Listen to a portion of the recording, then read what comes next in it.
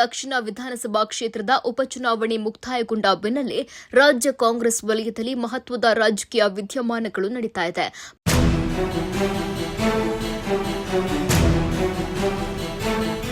ಪಕ್ಷ ವಿರೋಧಿ ಚಟುವಟಿಕೆಯ ಆರೋಪದ ಮೇಲೆ ಮುಸ್ಲಿಂ ಸಮುದಾಯದ ಪ್ರಮುಖ ನಾಯಕರ ವಿರುದ್ಧ ಹೈಕಮಾಂಡ್ ಶಿಸ್ತು ಕ್ರಮಕ್ಕೆ ಮುಂದಾಗಿರುವುದು ಈಗ ಚರ್ಚೆಗೆ ಕಾರಣವಾಗಿದೆ. ಎಂಎಲ್ಸಿ ಅಬ್ದುಲ್ ಜಬ್ಬಾರ್ ಅವರ ಅಮಾನತಿನ ನಂತರ ವಸತಿ ಸಚಿವ ಜಮೀರ್ ಅಹಮದ್ ಖಾನ್ ಅವರ ವಿರುದ್ಧವೂ ದೂರುಗಳು ಕೇಳಿಬರ್ತಾ ಇದ್ದು, ಈ ಕುರಿತು ಸ್ವತಃ ಸಚಿವರೇ ಪ್ರತಿಕ್ರಿಯೆ ನೀಡಿದ್ದಾರೆ.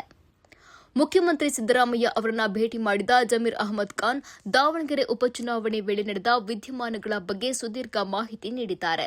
ತಾವು ಯಾವುದೇ ಹಂತದಲ್ಲೂ ಪಕ್ಷಕ್ಕೆ ದ್ರೋಹ ಬಗ್ದಿಲ್ಲ ಎಂದು ಸ್ಪಷ್ಟಪಡಿಸಿರುವ ಅವರು, ಅಲ್ಲಿನ ಸಮುದಾಯದ ನಾಯಕರನ್ನ ಭೇಟಿ ಮಾಡಿದ್ದು ಕೇವಲ ಪಕ್ಷದ ಅಭ್ಯರ್ಥಿಯ ಪರವಾಗಿ ಕೆಲಸ ಮಾಡುವಂತೆ ಸೂಚಿಸಲು ಮಾತ್ರ ಅಂತ ವಿವರಿಸಿದ್ದಾರೆ.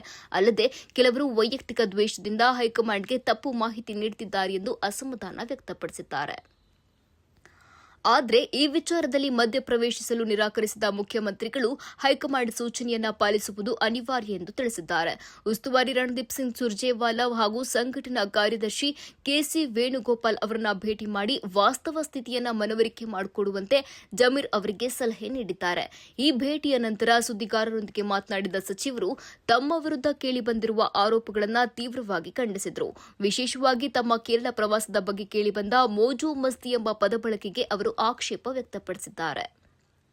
ನಾನು ಕೇರಳಕ್ಕೆ ಹೋಗಿದ್ದು ಮೋಜು ಮಸ್ತಿಗಲ್ಲ, ಪಕ್ಷ ನೀಡಿದ ಜವಾಬ್ದಾರಿ ನಿರ್ವಹಿಸಲು.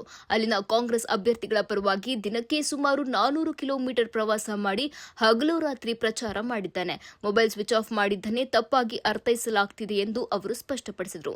ಜೊತೆಗೆ ತಮ್ಮನ್ನ ಗುರಿಯಾಗಿಸಿ ಹರಡುತ್ತಿರುವ ಸುದ್ದಿಗಳ ಬಗ್ಗೆ ಪ್ರಶ್ನಿಸಿದ ಅವರು, ಪಕ್ಷದಲ್ಲಿ ನಾನು ಬಹಳ ಸಣ್ಣವನು, ನಾನು ನಾಯಕನಲ್ಲ, ಕೇವಲ ಸೇವಕ.